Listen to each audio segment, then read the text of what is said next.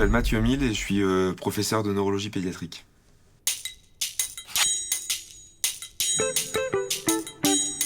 Alors un neuropédiatre, c'est un pédiatre qui est spécialisé dans les maladies neurologiques de l'enfant, et en particulier le diagnostic et la prise en soin des patients porteurs de handicap, des enfants porteurs de handicap, quelle que soit la sévérité, d'épilepsie, de maladies neuromusculaires et d'autres maladies rares la plupart du temps de l'enfant qui touchent le cerveau en développement.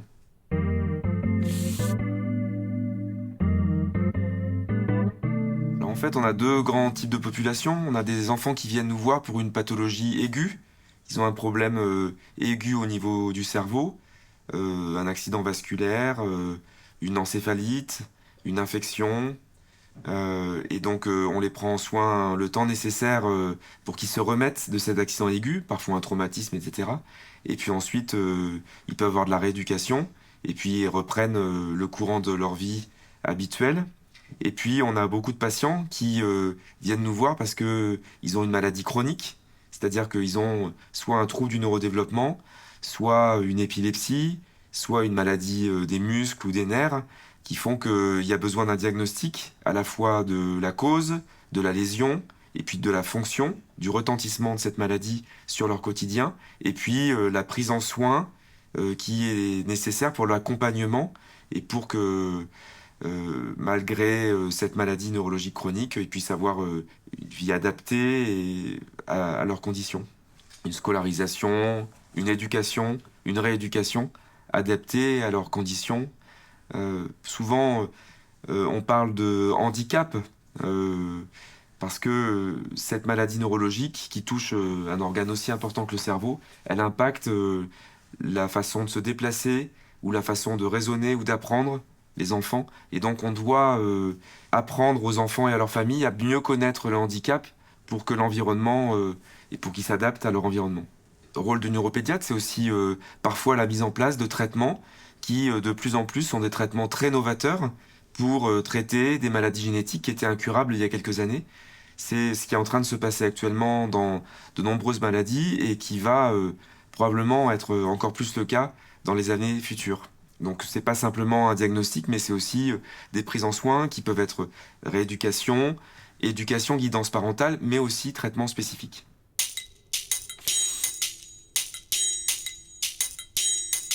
Des grandes étapes de la visite dans le service, c'est souvent une étape d'annonce diagnostique dans le cadre des maladies chroniques, hein, où après avoir fait des examens pour essayer de comprendre les symptômes de l'enfant, un retard de développement, des crises d'épilepsie, un trouble de la marche, une paralysie, etc. On fait des examens, on reçoit des résultats et on explique aux familles et à l'enfant en quoi consistent les résultats et quel est le diagnostic. Donc c'est une étape qui est très importante parce que souvent c'est une étape qui est déterminante pour l'organisation de la vie future de tout le monde et des relations de l'enfant et de la famille avec le service. Les soins qui vont être prodigués par nous ou par d'autres, les rééducations, le pronostic, ce qu'on peut envisager pour le futur de l'enfant, l'évolution de la maladie. Et puis ensuite, c'est des enfants qu'on voit lors de visites régulières, qui sont souvent des visites où l'enfant peut bénéficier de compétences pluridisciplinaires, c'est une particularité du service, à la fois médicale et paramédicale, pour l'accompagner, guider les parents et l'enfant, et les accompagner le mieux possible. Et donc cet accompagnement pluridisciplinaire, il se fait à la carte, en fonction des besoins qui sont exprimés par les familles, lors des consultations.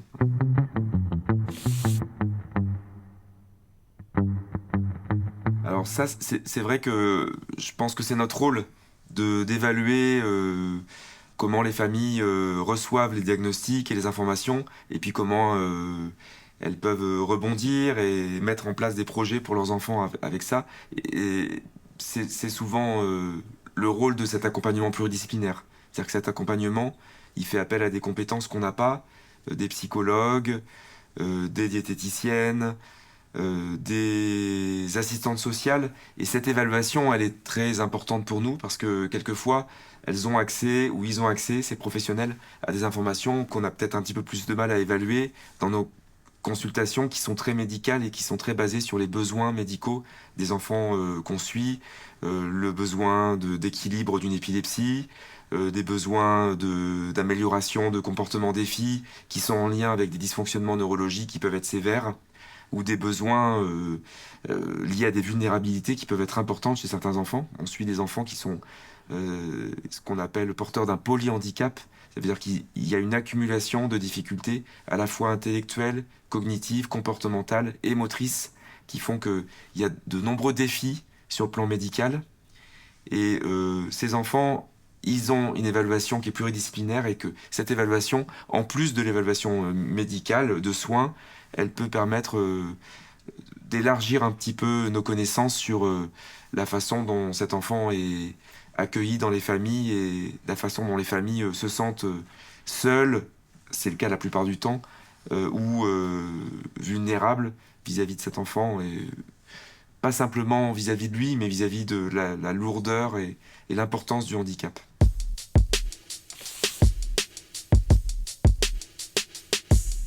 Le fil d'Ariane, j'ai eu l'impression de toujours connaître cette association dès que je suis arrivé à la Timone.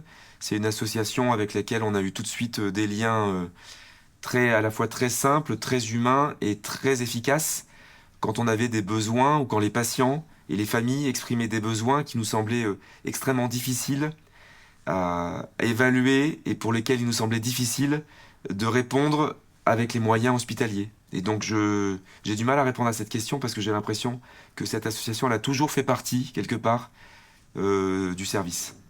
Mais j'ai vraiment appris à la connaître de manière beaucoup plus importante dans le projet d'espace transition de la Timone, l'Apart, où le fil d'Ariane a été vraiment assez transformatif dans certains projets très spécifiques qui nous paraissaient vraiment indispensables pour que ce lieu puisse être un vrai lieu d'information. Donc l'obtention de matériel didactique sous forme de livres qu'on avait sélectionnés et qui nous paraissait vraiment important qu'ils soient disponibles à l'appart. Le baby-foot qui est un outil extraordinaire de communication, de lien entre adolescents, de lien entre les ados, les familles, lien entre ados et les soignants.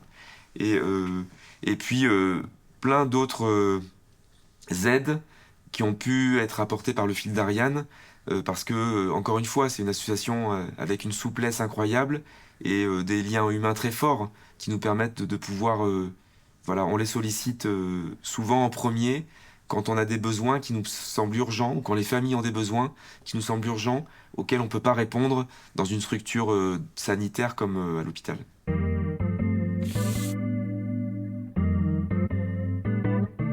Oui, alors c'est une association avec laquelle on a des liens, encore une fois, simples, ça ne veut pas dire qu'ils soient...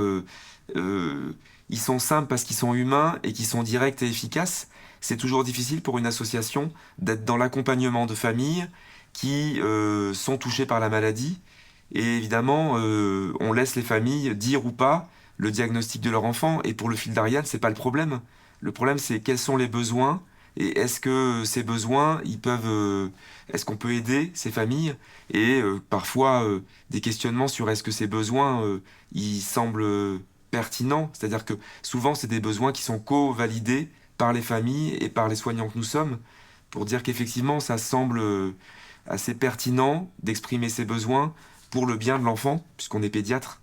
Et c'est vrai que le fil d'Ariane, tout en étant très à l'écoute des familles, ne va jamais au-delà de ce que les familles peuvent dire de la maladie de leur enfant.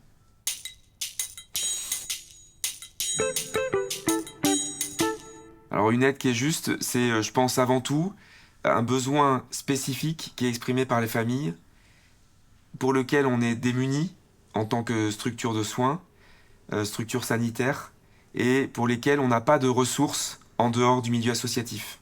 C'est-à-dire qu'on n'a pas de ressources dans le médico-social, et on n'a pas de ressources autres que les associations pour exprimer ou pour répondre à des besoins qui nous paraissent effectivement des besoins qui relèvent parfois du soin, parfois de l'accompagnement. Enfin, en tout cas, tout ça, c'est du quotidien des enfants et donc c'est une évaluation qu'on fait volontiers avec les familles. Alors quelquefois, c'est des besoins pour lesquels on a des ressources dans le cadre du sanitaire ou du médico-social. Puis effectivement, quelquefois, c'est des besoins, c'est pas une question de, de, de quantité de financement, c'est une question de possibilité de répondre à des besoins de famille via les associations.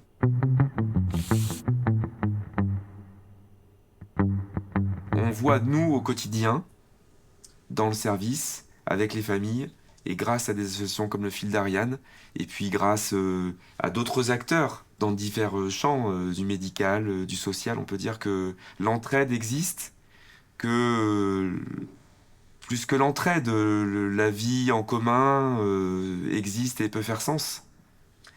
Même si, 'fin, on a des éléments quand même d'inquiétude forts actuellement.